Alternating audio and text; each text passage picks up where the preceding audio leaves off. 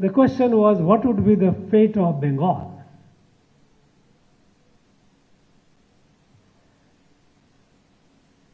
To decide the fate, the West Bengal Assembly,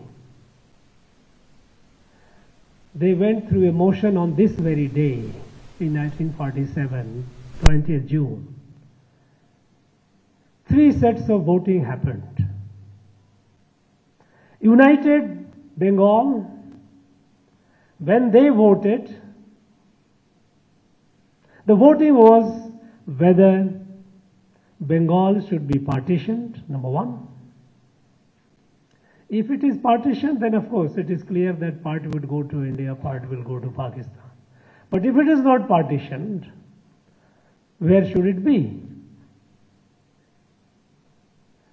And the first set of voting, by an overwhelming majority, they decided Bengal should not be partitioned and Bengal should join Pakistan.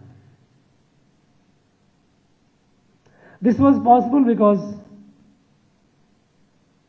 of communal representation in assembly which the British had created, giving them more, better advantage, more numbers. And of course, East Bengal had a large number of Muslim population, there is no doubt about it. So it decided that Bengal would be united and will be with Pakistan.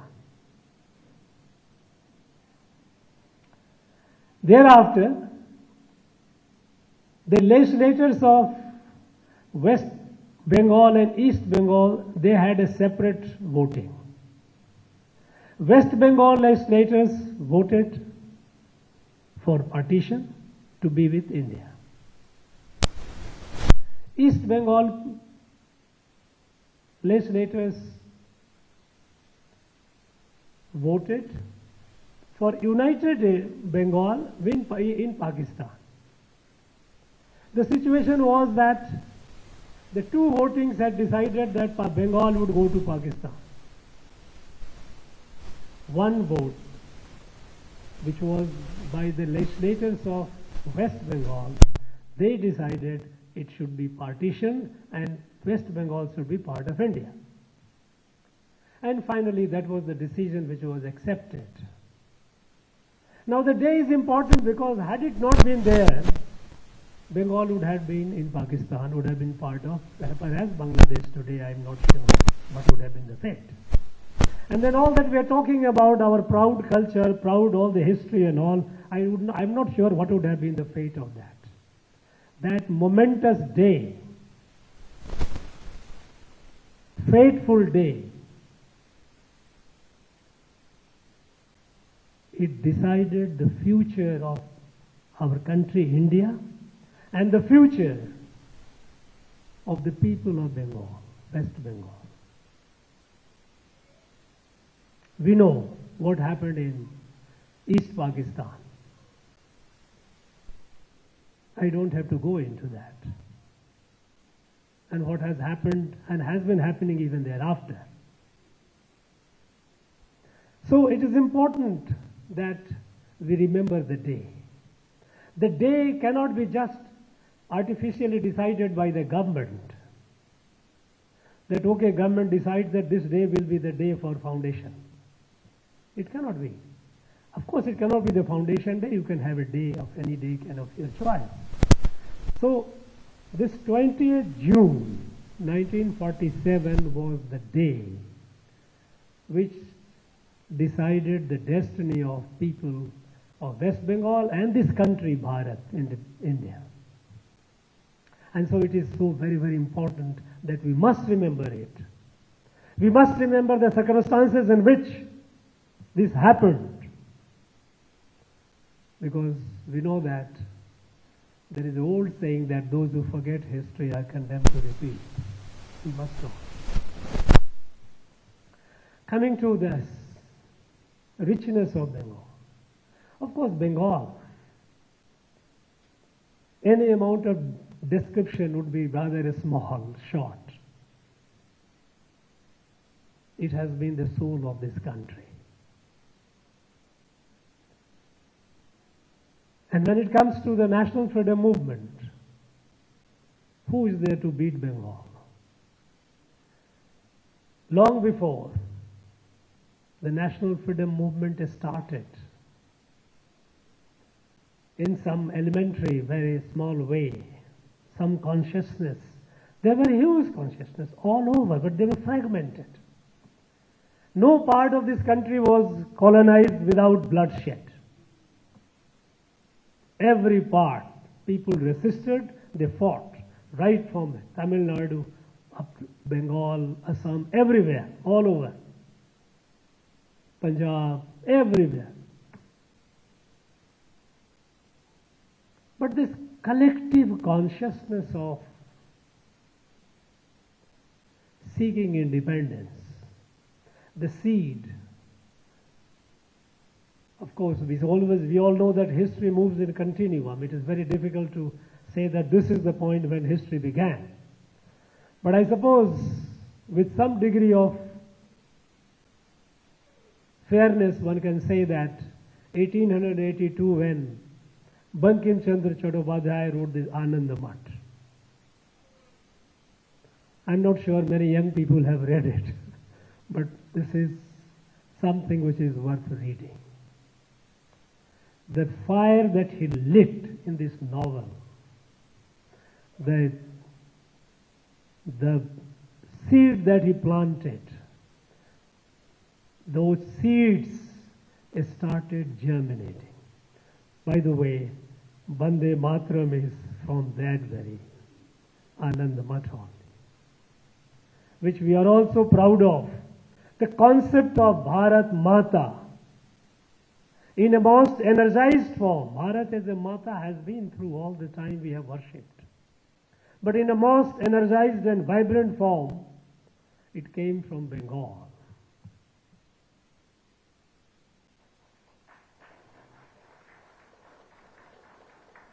And then the leaders, all field. We all know about the culture of Bengal, how rich it is, art, literature. How can we forget not only Tagore, of course, Gurudev is well acclaimed, but Bengal has produced galaxy of men and women of literature, which has enriched the Indian consciousness, Indian literary consciousness. It's not just only Bengali consciousness, because literature marks the evolution of human race. It marks the stage of which the civilization has reached. And great men and women of Bengal have done it. But in national freedom movement, their contribution was unparalleled.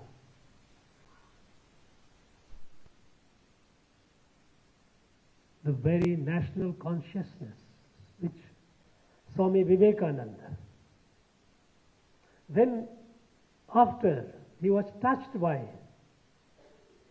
the great Rishi,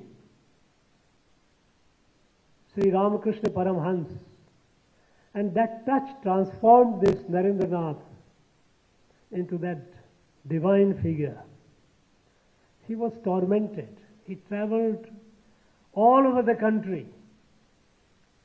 He kept wondering, how come a country, a people with so much of civilizational history, so much of achievement, so much of glory. By the way, when Vivekananda was alive, still at the time India was the largest economy in the world. It had started declining. Till the middle of 19th century, India was the largest economy in the world. But sharp decline had begun. Colonial powers had begun exploiting economy, destroying the soul of this country by destroying the identity, the culture, the very sense of who we are, by fabricating narrative, fabricating histories, fabricating all kinds of literature, they tried to destroy. And the country which was so prosperous, known as the Golden Bird, people were so pauper, people were suffering poverty. This country didn't know famine until the British came. And it was with the aftermath of famine that Bankim Chandra had written that Anandamath. So when Vivekananda, when he started moving around, traveling all through the length and breadth of this country, to see this country and thinking of why this decadence? Why we were at the summit, we have touched the bottom. Why? Why so much misery? He couldn't get the answer. He came to this land. He also studied here, because we know that Swami Vivekananda, he learned Saiva Siddhanta after reaching here, close to Tirunelveli. But this question kept tormenting him. What happened to my country? Why our people are so diffident, so they have given up on life. They have resigned to the fate which is unacceptable. Fate of submission, subjugation. And then he went, in the course of this tormenting journey, he went to Kanyakumari and on the rock. And while meditating on the rock, he got the vision that we have forgotten our past. There was a need, dire need, to revive the sense of who we are, what we call, in other terms, we call it nationalism. Nationalism is nothing but it is a self-discovery of who we are. And then from there he went to Chicago and all this, there's a history. And then on return he again came to this place. My young friend mentioned about the connect between the two. Yes, he rightly said that if we keep describing, there is no end to it. He got the enlightenment, he got the vision, he got the answer to the question that why this country was so decimated in such a dire situation. He got the answer. And he went to West to tell them that, look, you guys, those who say that you are carrying the white man's burden, that's not reality. You are yet to reach. You have to travel long distance to reach where this country, which you have colonized and you call as if as not worthy of ruling itself, this country had already attained that. He came here. We know we still have that ice house and all the places where we have Vivekananda, Kendra, Chennai. So this place, and the first mutt, Ramakrishna Mutt, was established here. Ashram was established here. When Sri Aurobindo, another revolutionary,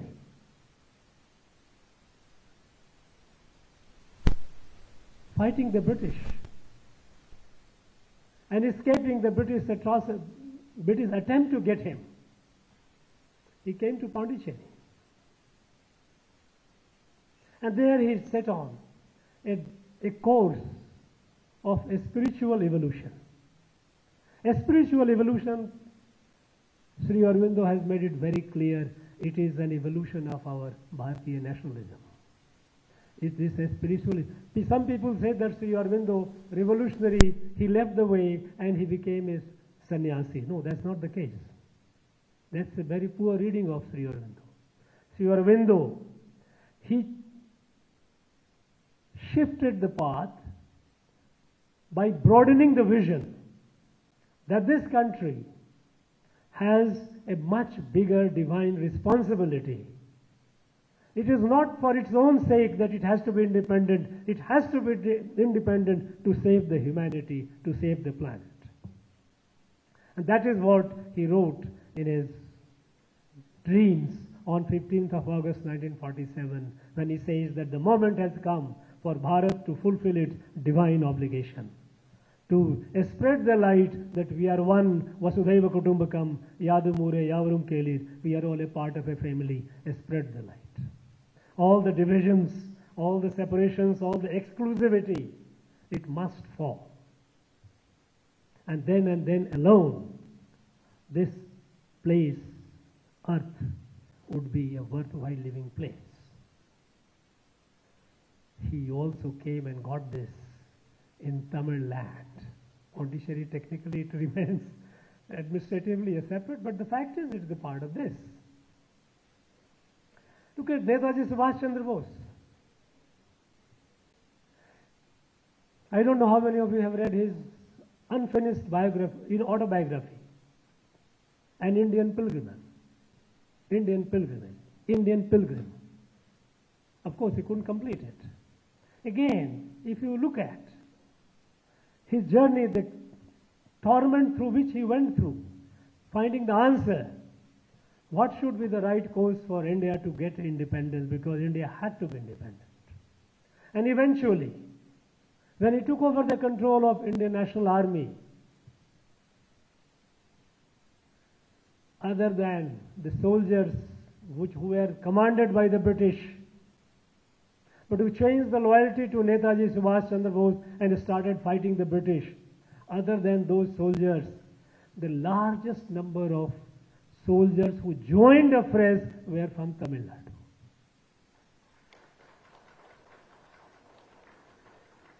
One study that has been conducted recently by Center for South Indian Studies, they have identified 5,000 plus young men from this land. Of course, at the time it wasn't called Tamil Nadu. From this land traveled across, joined Netaji and fought the British. And a large number of them died.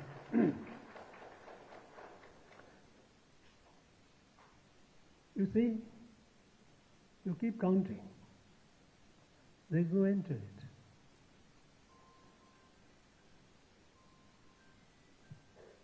The two, Bengal and Tamil Nadu. I have always maintained that Tamil Nadu is the spiritual capital of Bharat. All the ancient rishis, so much light. And fortunately, those were preserved because they were spared of the devastation that Bengal faced. Right from the 12th century, Bengal has been devastated by foreign invaders. Of course, the entire Gangetic Plain, the entire north. Here, fortunately, it was preserved. Thanks largely to the local kings, regional kings, Vijayanagar Empire, Marathas, who came and drove out those guys. This place remained preserved. And the two have so much, not only to give, not only to intellectual, artistic, cultural, literary, but much more. In the field of science, you see again, how many of them are from Bengal? And from here we have quite a number. To name a few, C.V. Raman, Chandrasekhar Subramaniam, and so many of them. Both, every field. The two are the two pillars of our country. And unfortunately, after independence, we started looking inwardly. More and more states got created, and we started developing an identity, very inward-looking identity, as if I am from this state, so I belong to this state, and this is my state. Yes, states have been created, many states.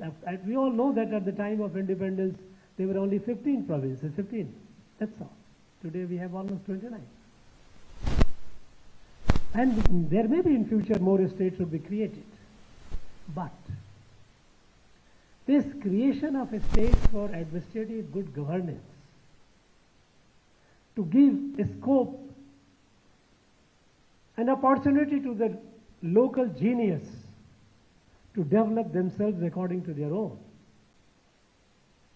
that should not undermine our larger organic identity, who we are. Now this initiative, and we are doing the second such event at this Raj Bhavan, one we had celebrated last year, 2023.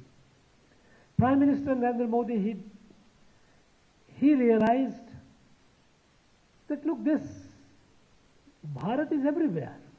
People, Bharatiyas are everywhere. In Tamil Nadu, it's not only people from Bengal, you have people from all over the country. And good number. They are here. They all live. Because the whole country is our homeland. It is not. We have never looked at this country in terms of, segments. They are administrative structures for good governance. So, this rich and vibrant country, culturally rich and vibrant, it must celebrate its richness at every possible opportunity. We know that India is a country of festivals. You have festivals, festivals, festivals. That's the occasion when we all come together and we all forget everything else and we become one. Let this also be a festival. Every statehood day is a festival for the whole country to celebrate. When Bengal Foundation Day happened 20th June, it is not a day of joy only for Bengalis. It is a day of joy for all Indians. And we must all celebrate this day wherever we are. And I like to convey all my brothers and sisters of Bengal, wherever you are, in Tamil Nadu we are celebrating the day as a family member of yours. We are one family. When we talk about Vasudhaiva Kutumbakam, charity begins at home. We must internalize the fact that we are all one family, or a kutumbam. That is who we are. And in that spirit, we are celebrating this day today at Raj Bhavan, Chennai. My friends, thank you very much.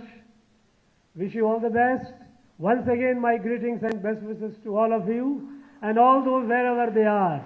The people of Bengal, in Bengal, in any part of Bharat, in Tamil Nadu or any part of the world, my best wishes and warmest greetings to all of you.